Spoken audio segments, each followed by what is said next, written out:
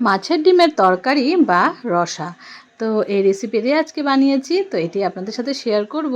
খেতে কিন্তু দুর্দান্ত লাগে। তো চলুন দেখে নেবেন আমি কিভাবে বানিয়েছি।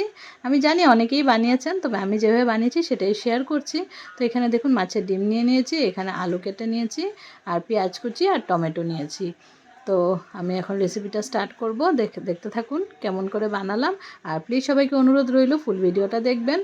তো প্রথমে কাঁটা চামচ দিয়ে ডিমগুলোকে একটু ম্যাশ করে নিচ্ছি, মিক্স করে ভেঙে নিচ্ছি। যেহেতু এটা জমাট জমাট ধরে থাকে তার জন্য এটাকে একটু ভেঙে ভেঙে নিচ্ছি, যাতে জিনিসটা একটু সফট হয়ে যায় আর বড়াটা বানাতে সুবিধা হয়। তার মধ্যে আমি কিছুটা পেঁয়াজ কুচি দিয়ে দিচ্ছি, আর একটু কাঁচা লঙ্কা কুচি করে রেখেছি সেটা দিয়ে দিলাম। দিয়ে এবার একটু নুন দিয়ে দিচ্ছি, আর একটু হলুদ দিয়ে দেবো। দিয়ে সুন্দর করে ভালো করে মিক্স করে নেব। মিক্স করে তারপর এটাকে বড়া বানিয়ে নেব। তারপর কিন্তু এই মাছের ডিমের বড়া দিয়ে তরকারিটা বানাবো। খুব টেস্টি হয় খেতে বন্ধুরা। আর মাছের ডিম তো সবাই খেয়েছেন, তবে একবার এভাবে রসার মতো বানিয়ে দেখবেন, খুব ভালো লাগে খেতে। তো এই যে দেখুন আমি ভালো করে মিক্স করে নিয়েছি। এবার এটার মধ্যে সামান্য একটু আমি ময়দা দিয়ে দিচ্ছি। আপনারা চাইলে এখানে বেসন দিতে পারেন বা চালের গুঁড়াও দিতে পারেন। তো এই যে দেখুন আমি সামান্য একটু ময়দা দিয়ে দিলাম। দিয়ে সুন্দর করে কিন্তু ভালো করে মেখে নেব। খুব বেশি লাগবে না ময়দাটা, ডিমের পরিমাণটা বুঝে আপনারা ময়দাটা দিলেই হবে। তারপর দেখুন এখানে একটা ফ্রাইং প্যানের মধ্যে আমি সামান্য একটু তেল দিয়ে দিলাম। আপনারা চাইলে ডুবো তেলেও ভাজতে পারেন। আমি এরকম করে এতটুকু তেল দিলাম। এটুকু তেলেই কিন্তু সুন্দর করে বড়াটার দুটো পাশে সুন্দর করে ভাজা হয়ে যাবে। তারপর আমি একটা চামচের সাহায্যে কিছুটা বড়া ব্যাটার উঠিয়ে উঠিয়ে বড়ার মতো করে বানিয়ে দিচ্ছি। দেখুন এভাবে বানালেই হয়ে যাবে।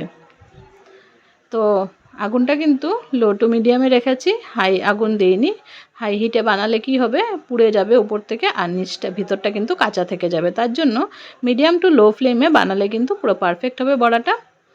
তারপর দেখুন এভাবে করে কিছুটা পরিমাণ নিয়ে আমি এভাবে করে বড়া বানিয়ে নিচ্ছি। তো বড়াগুলো একটু চ্যাপ্টা চ্যাপ্টা হবে, তাহলে কিন্তু দেখতেও বড় বড় লাগবে আর খেতেও কিন্তু বেশ ভালো হবে। ভেতর পর্যন্ত গ্রেভিটা ঢুকবে।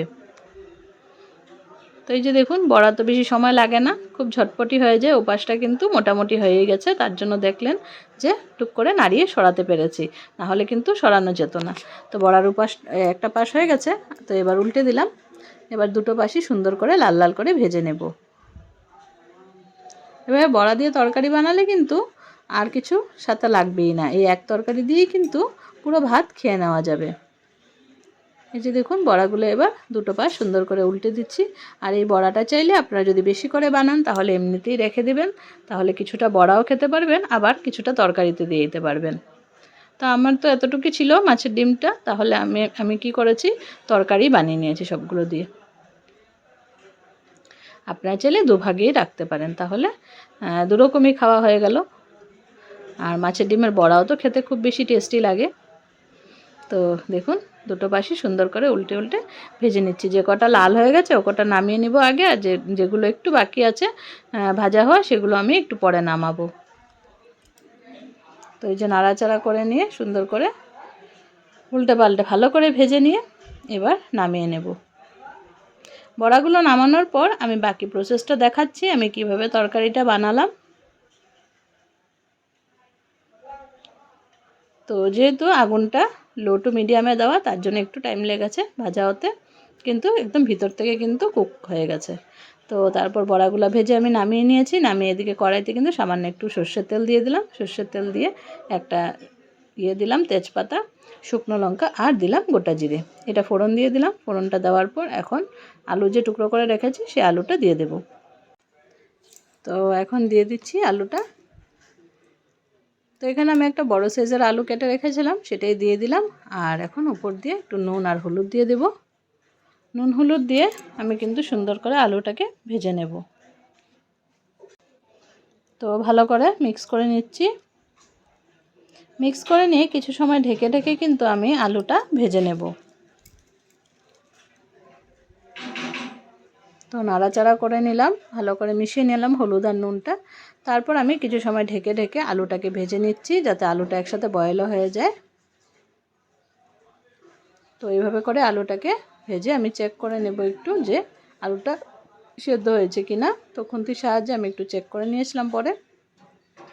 আলুটা কিন্তু ভালো করে সেদ্ধ হয়ে গেছিলো। তারপর কিন্তু আমি নামিয়ে নিলাম। তারপর নামিয়ে পেঁয়াজ কুচি আর টমেটোটা দিয়ে দিলাম। দিয়ে এবার কিছু সময় নাড়াচাড়া করব আর টমেটো সফট হওয়া অবধি আমি ওয়েট করব। তো এটার মধ্যে সামান্য একটু নুন হলুদ দিয়ে দেব। দিয়ে কিন্তু টমেটোটা একদম নরম হওয়া অবধি আমি ভাজতে থাকবো। তো খুবই সিম্পল আর ইজি একটা রেসিপি, আর খেতে কিন্তু দুর্দান্ত লাগে। তার জন্যই বললাম আপনারা একবার অবশ্যই ট্রাই করে দেখবেন। যারা মাছের ডিম দিয়ে কখনো এরকম তরকারি করে খাননি তারা একবার কিন্তু অবশ্যই ট্রাই করবেন, এটা আমার অনুরোধ রইল। আর যদি ভালো লাগে বানিয়ে তাহলে কিন্তু আমাকে কমেন্টে এসে জানিয়ে দিবেন যে কেমন লাগলো রেসিপিটা। তো দেখুন আমি নাড়াচাড়া করে নিলাম। আপনারা চাইলে এখানে একটু আদা রসুন বাটা দিতে পারেন, আমি কিন্তু আর দিইনি। আমি জাস্ট পেঁয়াজ আর টমেটো দিলাম, আর এখন দিয়ে দিচ্ছি জিরে গুঁড়ো আর সামান্য একটু দিয়ে দেবো লঙ্কার গুঁড়ো। দিয়ে আমি কিছু সময় ভাজবো। তো যেহেতু গুঁড়ো মশলা লেগে যাবে তার জন্য অল্প সময় ফ্রাই করব। একটু সময় কষাবো আর একটু জল দিয়ে দেব যাতে মশলাটা পুড়ে না যায়। তো সামান্য একটু জল দিয়ে আমি মশলাটাকে সুন্দর করে রান্না করে নেব, যাতে কাঁচা গন্ধটাও চলে যায় আর যাতে কড়াইতে মানে পুড়ে না যায়, লেগে না যায়, তার জন্য একটু জলটা দিয়ে দিলাম। এবার কিছু সময় নাড়াচাড়া করে নিয়ে টমেটোটাকে আরেকটু মিক্স করে নেব ভালো মতো খুন্তির সাহায্যে। তারপর কিন্তু এই যে দেখুন ভেজে রাখা আলুগুলো দিয়ে দিলাম। আলুগুলো দিয়ে আমি আরও কিছু সময় নাড়াচাড়া করব। যেহেতু আলুর টুকরোগুলো একটু বড় বড় দিয়েছি, তো আমার মনে হচ্ছিল যদি সিদ্ধ না হয় ভেতর থেকে ভালো করে, তার জন্য আমি একটু এই যে মশলা কষানোটার মধ্যে কিন্তু আলুটাও দিয়ে দিলাম। দিয়ে সুন্দর করে কষিয়ে নিচ্ছি। ভালো করে কষানো হয়ে গেলে এটার মধ্যে কিন্তু গ্রেভির জন্য ঝোলটা আমি দিয়ে দেব। তো খুব বেশি ঝোল দিব না, আপনারা যদি মনে করেন যে ঝোলটা একটু বেশি রাখবেন তাহলে আপনারা আপনাদের আন্দাজ মতো ঝোলটা দিয়ে নিতে পারেন। আমি কিন্তু খুব বেশি ঝোল রাখবো না, তার জন্য কম করেই দিলাম। এই যে এতটুকু দিলাম, একটু নাড়াচাড়া করব। তারপর যখন ঝোলটা ফুটে উঠবে বড়াগুলোও দিয়ে দেব। রেসিপিটা খুবই সিম্পল ইজি, আর বেশি উপকরণও লাগে না রান্নাটা করতে, আর খেতেও কিন্তু খুব বেশি টেস্টি হয়। তো দেখুন ঝোলটা কিন্তু জাল উঠে গেছে। এবার কিন্তু আমি মাছের ডিমের বড়াগুলো দিয়ে দিচ্ছি।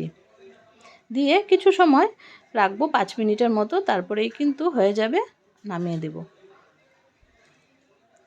তো বন্ধুরা আজকের এই রেসিপিটা আপনাদের কেমন লাগলো? ভালো লেগে থাকলে লাইক কমেন্ট শেয়ার করে দিবেন। আর যারা চ্যানেলে নতুন বন্ধু আছেন প্লিজ চ্যানেলটাকে সাবস্ক্রাইব করে বেল আইকনটা প্রেস করে রাখবেন, আর নোটিফিকেশন বেলটা অলে সিলেক্ট করে রাখবেন, তাহলে যখনই আমি ভিডিওস আপলোড করব আপনাদের কাছে সবার প্রথম পৌঁছে যাবে।